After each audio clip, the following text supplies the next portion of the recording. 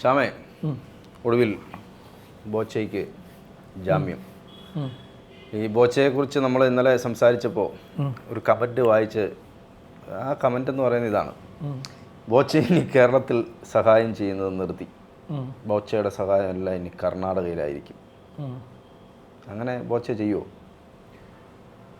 6 ദിവസത്തിൻ്റെ ഇടവേളയ്ക്ക് ശേഷം നരസിംഹത്തിൽ പറയുന്ന പോലെ 6 വർഷത്തിൻ്റെ അല്ല 6 ദിവസത്തിൻ്റെ ഇടവേളയ്ക്ക് ശേഷം ബോബി ചെമ്മണ്ണൂർ എന്ന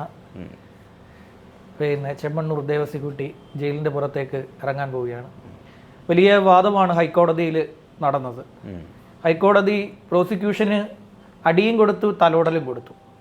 അടി കൊടുത്തതെന്ന് വെച്ച് കഴിഞ്ഞാൽ പ്രോസിക്യൂഷനോട് ഹൈക്കോടതി ചോദിച്ചു, നിങ്ങൾക്ക് ബോബി ചെമ്മണ്ണൂരിനെ കസ്റ്റഡിയിൽ വേണമെന്ന് ചോദിച്ചു. പ്രോസിക്യൂഷൻ പറഞ്ഞ് വേണ്ടെന്ന് പറഞ്ഞു. വേണ്ട, അതിൻ്റെ ആവശ്യകത നിലവിലില്ല എന്ന് പ്രോസിക്യൂഷൻ കോടതിയെ അറിയിച്ചു. അപ്പോൾ കോടതി തിരിച്ചു ചോദിച്ചു, പിന്നെ എന്തിനാണ് ബോബി ചെമ്മണ്ണൂരിനെ ജയിലിലിട്ടേക്കുന്നതെന്ന് ചോദിച്ചു. അപ്പോൾ പ്രോസിക്യൂഷൻ പറഞ്ഞു, ഇയാൾ വലിയ ശല്യക്കാരനാണ്. ശല്യക്കാരൻ എന്ന് പറയുമ്പോൾ ഈ നടിയെ പിന്നാലെ നടന്ന് ശല്യം ചെയ്യുകയാണ്. ഹണി റോസിന്റെ പരാതി അങ്ങനെയാണല്ലോ, നിരവധി തവണ ശല്യം ചെയ്തു എന്നുള്ളതാണ് പ്രോസിക്യൂഷൻ കോടതിയെ അറിയിച്ചത്. അപ്പോൾ ബി രാമൻപിള്ള കോടതിയോട് പറഞ്ഞു, അത് ആ ദൃശ്യങ്ങൾ പരിശോധിച്ചാൽ കോടതിക്ക് മനസ്സിലാകും ആ നടിക്ക് യാതൊരു എതിർപ്പും ഉണ്ടായിരുന്നില്ല, അവർ സൗഹൃദത്തിലായിരുന്നു എന്നുള്ളത് ദൃശ്യങ്ങളിൽ നിന്നും വ്യക്തമാണെന്ന് പറഞ്ഞു. അപ്പോഴാണ് പ്രോസിക്യൂഷൻ ഒരു തലോടൽ, മറ്റേ രണ്ടും അടിയായിരുന്നു. അപ്പോൾ ഹൈക്കോടതി ഒരു തലോടൽ കൊടുത്തു. അതായത് അത് നിങ്ങൾക്ക് ആ നടിയുടെ മാന്യത കൊണ്ടാണ് ആ ഘട്ടത്തിൽ പ്രതികരിക്കാതെ ഇരുന്നത് എന്ന് വെച്ച് അതിനുള്ള റൈറ്റ് അല്ല എന്നുള്ളത് ഹൈക്കോടതി പറഞ്ഞു. പ്രോസിക്യൂഷൻ അതിശക്തമായി എതിർക്കുകയാണ് ബോബി ചെമ്മണ്ണൂരിൻ്റെ ജാമ്യാപേക്ഷയെ. പ്രോസിക്യൂഷൻ ഏതാണ്ട് 10-ലധികം ദൃശ്യങ്ങൾ കോടതിയിൽ സമർപ്പിച്ചു. ദൃശ്യങ്ങൾ സമർപ്പിച്ചപ്പോൾ ദൃശ്യങ്ങൾ കണ്ട കോടതി ചോദിച്ചു, ഇദ്ദേഹം എന്തുകൊണ്ടാണ് ഇതൊക്കെ ഇങ്ങനെയൊക്കെ കാണിക്കുന്നത് എന്ന് ഒരു സംശയം കോടതി മുന്നോട്ട് വെച്ചു. ഒടുവിൽ കോടതി പറഞ്ഞു, വൈകിട്ട് 3:30 ജാമ്യം ഞാൻ തരാം. ജസ്റ്റിസ് പി വി കുഞ്ഞികൃഷ്ണൻ അധ്യക്ഷനായ ബെഞ്ചാണ് ഈ കേസ് പരിഗണിച്ചത്. അദ്ദേഹം പറഞ്ഞു, ജാമ്യം ഞാൻ തരാം. അപ്പോൾ പ്രോസിക്യൂഷൻ വീണ്ടും ഇതിനെ എതിർത്തു. അപ്പോൾ വീണ്ടും കോടതി ചോദിച്ചു, എന്തിനാണ് ഇത്ര വലിയ എതിർപ്പ് എന്നുള്ളൊരു ചോദ്യം ഹൈക്കോടതിയുടെ ഭാഗത്ത് നിന്ന് ഉണ്ടായി. അപ്പോൾ പ്രോസിക്യൂഷൻ പറഞ്ഞു, ഇയാളെ അകത്തിടേണ്ടതിൽ പൊതുസമൂഹത്തിന് നൽകുന്നതിൽ ഒരു വലിയ സന്ദേശമുണ്ട്. ഇനി ആരും ഇങ്ങനെയൊന്നും കാട്ടിക്കൂട്ടാൻ പാടില്ല, അതൊരു വലിയ സന്ദേശം പുറത്തു കൊടുക്കണമെന്ന് പ്രോസിക്യൂഷൻ പറഞ്ഞു. കോടതി പറഞ്ഞു, ഇദ്ദേഹം അകത്ത് കിടന്നപ്പോൾ തന്നെ ആ സന്ദേശം കിട്ടിക്കഴിഞ്ഞു പൊതുസമൂഹത്തിന്, ഇനി അതിൻ്റെ ആവശ്യമില്ല, ജാമ്യം കൊടുക്കുവാൻ പോവുകയാണെന്ന് പറഞ്ഞു. വൈകിട്ട് 3:30 ജാമ്യം കൊടുത്ത് ഉത്തരവ് 3:30 ഉത്തരവിറങ്ങും. ഇന്ന് തന്നെ ബോബി ചെമ്മണ്ണൂരിന് പുറത്തിറങ്ങാൻ സാധിക്കും. ഉത്തരവിൽ ഇനി ബെയിൽ കണ്ടീഷൻസ് കാണും. അതായത് സാധാരണ ഉണ്ടാകുന്നതാണ്, ഇരയെ കാണാൻ പാടില്ല, ഇരയെ വിളിച്ച് സംസാരിക്കാൻ പാടില്ല, ഇരയുമായി സ്വാധീനിക്കാൻ പാടില്ല, ഇരയുടെ വീട്ടിലേക്കോ അവരുമായി അവരുടെ സ്വത്ത് വകകൾ ഉൾപ്പെടുന്ന സ്ഥലത്തേക്കോ അവിടേക്കോ പോകാൻ പാടില്ല. അതായത് അവരുടെ അതിർത്തി ലംഘിച്ച് എവിടെയും കയറി ചെല്ലാൻ പാടില്ല. ഇത്തരം കണ്ടീഷൻസ് ഒക്കെ സ്വാഭാവികമായും ഹൈക്കോടതി വെക്കും. മറ്റെന്തെങ്കിലും കൂടുതലായി വെക്കുമോ എന്നുള്ളത് നമുക്ക് വൈകിട്ട്, ഇപ്പോൾ നമ്മൾ സംസാരിക്കുന്ന സമയത്ത് ജാമ്യം കിട്ടിയതേ ഉള്ളൂ. കിട്ടിയ ഉടനെയാണ് നമുക്ക് ഈ ഹൈക്കോടതി എന്നുള്ള ഡീറ്റെയിൽസ് നമ്മൾ എടുത്തുകൊണ്ട് ഈ വിഷയം എടുത്തത്. അപ്പോൾ കൂടുതലായി എന്തെങ്കിലും വെക്കുകയാണെങ്കിൽ ഒരുപക്ഷെ ചിലപ്പോൾ ഹൈക്കോടതി വൈകിട്ട് ഉത്തരവിറക്കുമ്പോൾ ആ ഉത്തരവിൽ ഒരുപക്ഷെ ഹൈക്കോടതി പറഞ്ഞേക്കാം, ഹണി റോസ് പങ്കെടുക്കുന്ന പരിപാടിയിൽ ബോബി ചെമ്മണ്ണൂർ പങ്കെടുക്കാൻ പാടില്ല, അങ്ങനെയൊക്കെ ഉത്തരവ് വന്നേക്കാം. ഏതായാലും 6 ദിവസം അകത്ത് അദ്ദേഹം ജയിൽവാസം അനുഭവിച്ചു. ഇത്ര വലിയ എതിർപ്പിൻ്റെ ആവശ്യം ശരിക്കും പ്രോസിക്യൂഷൻ ചെയ്യാൻ പാടില്ല.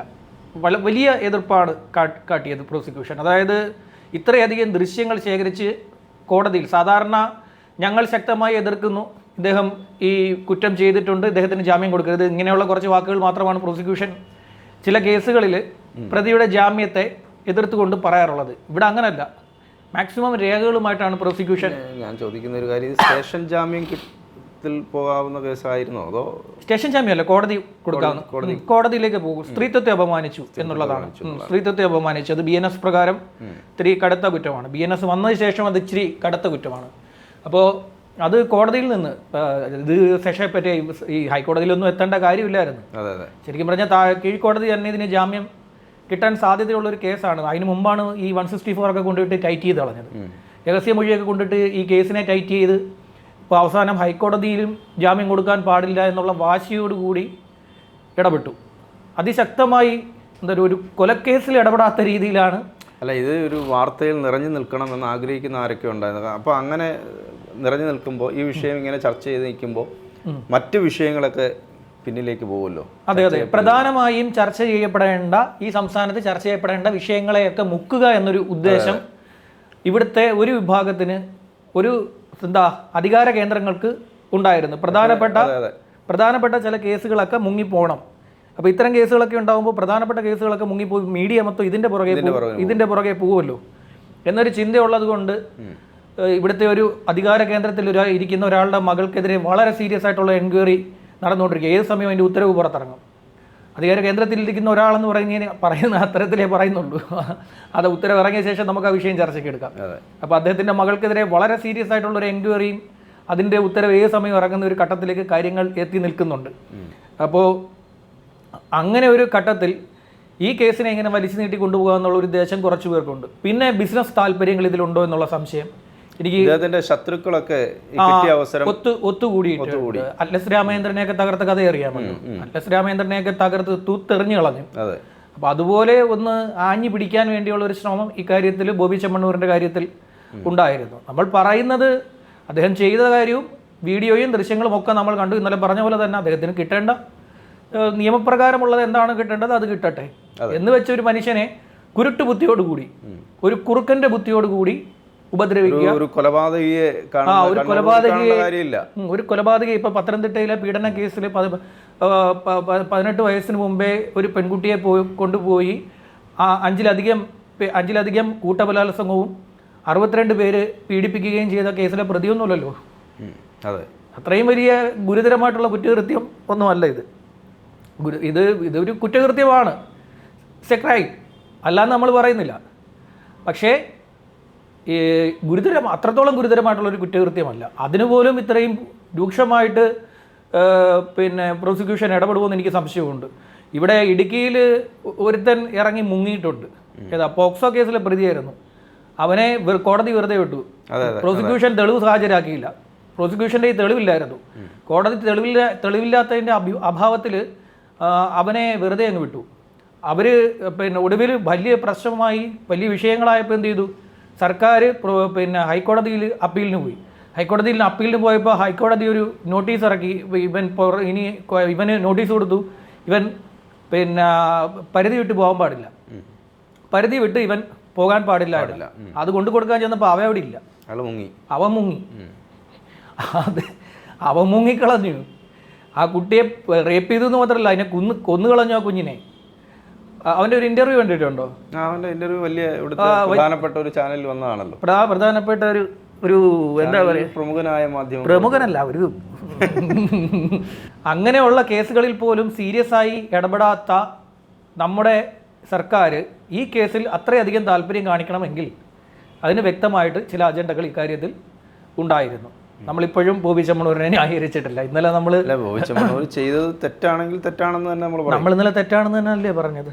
എനിക്ക് തോന്നുന്നു അതിന് ഒരുപാട് കരുതി അദ്ദേഹത്തെ തൂക്കിക്കൊല്ലണമെന്നോ അദ്ദേഹത്തെ 12 വർഷമോ 26 വർഷമോ ജയിലിലടയ്ക്കണമെന്ന് നമ്മൾ പറയുന്നത്. 3 വർഷത്തിൽ താഴെ ശിക്ഷ കിട്ടുന്ന ഒരു സാധനമാണ്. 3 വർഷത്തിൽ താഴെ ശിക്ഷയാണ് ഇത്. ശിക്ഷ കിട്ടിയാൽ പോലും അദ്ദേഹത്തിന് ജാമ്യം ലഭിക്കും. ശിക്ഷ കിട്ടിയാലും 5 വർഷത്തിന് മേളിലല്ലാത്തത് കൊണ്ട് ജാമ്യം ലഭിക്കും. ഇതിൻ്റെ ഒരു പ്രധാനപ്പെട്ട പ്രശ്നമെന്ന് പറഞ്ഞു കഴിഞ്ഞാൽ ഇത് വലിയ ബിസിനസ് സാമ്രാജ്യമാണല്ലോ. ഇതിൻ്റെ ഷെയറുകളൊക്കെ ഇടിഞ്ഞു പോകും.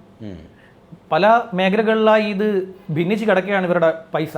ഈ ചെമ്മണ്ണൂർ ഇൻ്റർനാഷണലിലെ പല മേഖലകളിലും ഇതിൻ്റെ പണം കിടപ്പുണ്ട്. അപ്പോൾ ഈ പൈസ എന്ന് വെച്ച് കഴിഞ്ഞാൽ ഷെയർ ഇടിഞ്ഞു കഴിഞ്ഞാൽ, അതായത് മുതലാളി അകത്താണ്. പിന്നെ എന്താ, ഒരു മുതലാളി അകത്ത് പോയി കഴിഞ്ഞാൽ, ഒരു വീട്ടിലെ ഗൃഹനാഥൻ പോയി കഴിഞ്ഞാൽ പിന്നെ ആ വീട്ടിൽ പെട്ടെന്നൊന്നും ഒരു ഉത്തരവാദിത്തം ഒരാൾ ഏറ്റെടുത്ത് കൊണ്ടുവന്ന് പഴയ പോലെ ആക്കിയെടുക്കാൻ പറ്റില്ലല്ലോ. ആ ഒരു അവസ്ഥയിൽ ഇപ്പോൾ ഈ ഹൈക്കോടതി ഈ ജാമ്യം കൊടുത്തില്ലായിരുന്നെങ്കിൽ ഇവരുടെ ഒരു നല്ല സാമ്പത്തിക ക്രൈസിസിലേക്ക് പോകുമായിരുന്നു. ഒരാൾ ശ്രദ്ധിച്ചില്ല എന്നുണ്ടെങ്കിൽ ഏത് സ്ഥാപനവും തകരും. ഉത്തരവാദിത്തത്തോടു കൂടി MD-യും ചെയർമാനും ഇദ്ദേഹം തന്നെയാണ്. അപ്പോൾ ഇദ്ദേഹത്തിൻ്റെ പിന്നെ ഒരു അസാന്നിധ്യം മാത്രമല്ല, ഇദ്ദേഹം ജയിലിൽ പോയി ഉടനെ ഒന്നും തിരിച്ചു വരാമെന്നൊരു അവസ്ഥ വന്നു കഴിഞ്ഞാൽ പൊതുവേ ഈ ഇവരുടെ സ്ഥാപനങ്ങളോടുള്ള ഒരു വിശ്വാസ്യത നഷ്ടപ്പെടും. അത് പൊതുവേ പല ഗ്രൂപ്പുകളിൽ കിടക്കുകയാണല്ലോ ഈ സാധനം. പല സ്ഥാപനങ്ങൾ ഇവർക്കുണ്ട്. അപ്പോൾ ഇതെല്ലാം പൊളിഞ്ഞു പോകും. അത്തരത്തിലൊരാൾ പൊളിഞ്ഞു പോകാൻ കേരളത്തിൽ ഒരു മലയാളി ഒരു അയാൾ ചെയ്ത തെറ്റ് അതിന് അനുശാസിക്കുന്ന ശിക്ഷ 6 ദിവസം ജയിലിൽ കിടന്നു, 6 ദിവസം കഴിഞ്ഞ് ഇറങ്ങുന്നു. ഇനി വിചാരണ നേരിടട്ടെ. അല്ല, അതുകൊണ്ടാണ് ഞാൻ ആദ്യം ചോദിച്ച ചോദ്യം, അദ്ദേഹത്തിന്റെ ഒരു ഫാൻ ബോയ് വന്ന് പറഞ്ഞത് അദ്ദേഹം ഇനി ഇവിടെ ഒന്നും ചെയ്യില്ല. ഈ പറഞ്ഞതുമായിട്ട് ചേർത്ത് ഞാൻ ചോദിക്കുകയാണ്. അപ്പോൾ ഇനി ഇവിടെ ഒന്നും ചെയ്യില്ല, എല്ലാം കർണാടകയിലാണ്. അതെന്താ കർണാടകയിൽ അത് എല്ലാം?